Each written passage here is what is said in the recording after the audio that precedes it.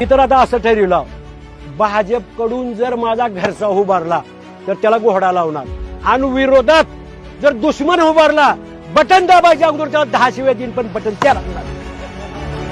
आणि त्याच्यात बी शेतकरी मेला तर जीसीपीनं उकरायचं आणि रोलरनं वरी दाबायचं, वरी निघून येऊन. सोयाबीनचा भाव होता 5,000 ते 5,500.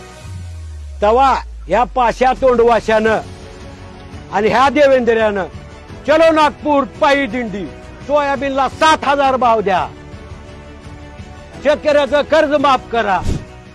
आज सगळ्या वस्तूचे भाव दुप्पट ते तिप्पट झाले. डिझेल घ्या, पेट्रोल घ्या, गॅस घ्या.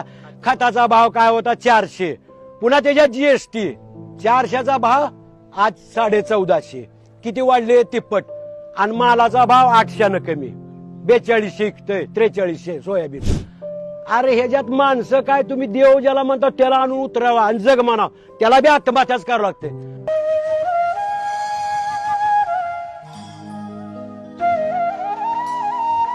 नवनवीन बातम्या पाहण्यासाठी SB न्यूज चॅनलला लाईक करा, शेअर करा, सबस्क्राईब करा.